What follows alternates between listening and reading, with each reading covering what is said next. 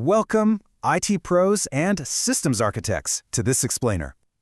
Look, we are way past the basic local chatbot experiments we were all messing around with last year.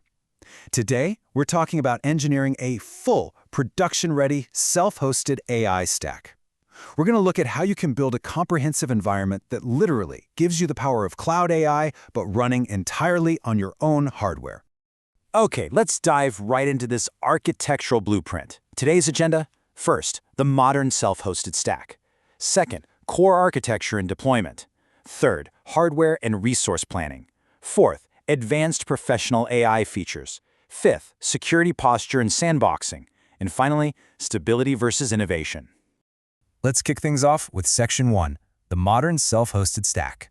So if you've been running raw models, you know the pain points, right? Well, an AI workspace is the solution to that. Think of it as a comprehensive software layer that wraps right around your existing model runner. So no, it doesn't replace it. Instead, it bolts on all those missing enterprise features you actually need for production. Stuff like memory, document indexing, and agentic tools. The whole goal here is to rival cloud AI capabilities, but obviously without the monthly subscription fees, and absolutely crucially, keeping your proprietary data far away from random external servers. Moving right along to Section 2, core architecture and deployment. Now, what's really interesting about this is the sheer variety in architectural foundations across the top players right now. First up, we've got AnythingLLM, which is fully open source, built by Minplex Labs. Then we have Odysseus, and honestly, in a pretty wild twist, this was actually built by the massive content creator PewDiePie. I know, right?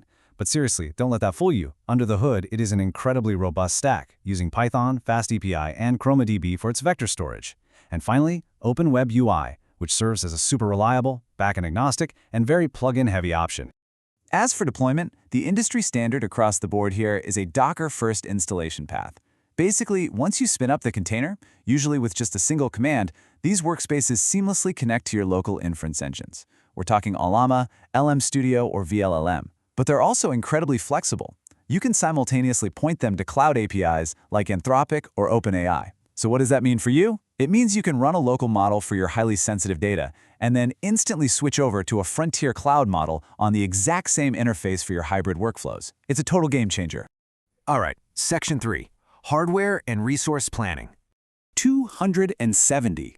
That is the massive catalog of hardware-aware model options that are currently available inside the Cookbook feature of Odysseus. You know, hardware planning really used to be a complete guessing game, but tools like the Odysseus Cookbook solve a major pain point here.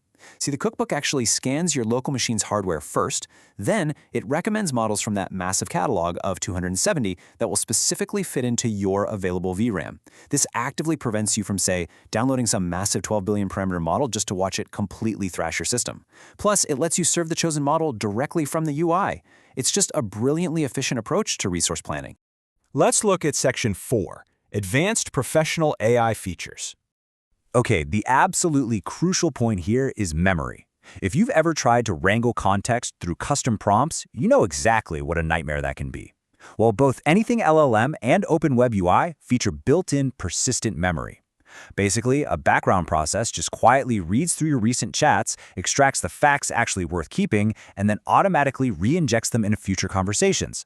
Your local model actually remembers what you told it 3 weeks ago. And the best part? Zero manual prompt engineering required. Now, how you actually organize that memory really matters. AnythingLLM uses isolated workspaces. Think of these like hermetically sealed bubbles. You can have a coding workspace pointed at the Claude API and a separate research workspace running a local model, and their documents and memories will literally never cross over. Open WebUI takes a different approach with channels. These are much more collaborative, kind of like Slack-style shared spaces, where you, your teammates, and multiple AI models all live in one single timeline. You can actually have a local GPT draft a document, use an @ symbol to tag Claude to critique it, and then pin the final result in a shared thread. It's super cool. And then we get to agentic capabilities. By simply using an @agent tag inside your chat, you empower the model to actually go out and execute complex real-world tasks. These agents can browse the web, they can run SQL queries on your database, save and manipulate local files, and even interact directly with Model Context Protocol or MCP servers. It literally turns a simple text generator into a highly functional digital employee. Which brings us to Section 5. Security posture and sandboxing. I want you to listen to this stark warning from an IT community member named Holden over on the XDA forums, specifically regarding Odysseus. He warns, "For the love of God, do not recommend Odysseus unless you completely sandbox it. It is given the keys to the kingdom, so to speak. It can do some real damage." Now, he's not necessarily saying the software itself is malicious, but he is highlighting a fundamental architectural necessity. Think about it. When you give experimental AI applications, file manipulation, SQL access, and web browsing capabilities, you are literally handing them the keys to your system. So, properly sandboxing these workspaces, using strict containerization rules and entirely isolated network environments is an absolute necessity. You have to do it to prevent both external vulnerabilities and, honestly, accidental infrastructure damage caused by a hallucinating AI. Finally, Section 6, Stability versus Innovation. 350 million. That is the insane number of downloads Open WebUI currently boasts. It is comfortably one of the most installed self-hosted AI interfaces in the entire world, which pretty much cements its status as the elder statesman of reliable AI workspaces. So you've got two very different paths here. On the left, Open WebUI. It's steady, it's reliable, it covers absolutely everything you need, with really robust plugin support. But honestly, it's a bit conceptually boring. On the right, you have Odysseus. It's experimental, highly engaging, and features a genuinely strange mix of tools. Like it even includes a built-in image editor and a to-do list manager that the AI can actually prioritize for you.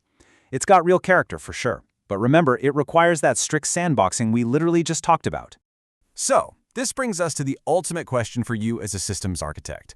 As you deploy your enterprise's self-hosted AI environment, are you going to build your stack around the boring, proven stability of an elder statesman? Or are you willing to properly sandbox the unknown to give your team a taste of real, cutting-edge innovation? It's a pretty fascinating choice to make. So analyze your risk tolerance, choose your workspace, and get building.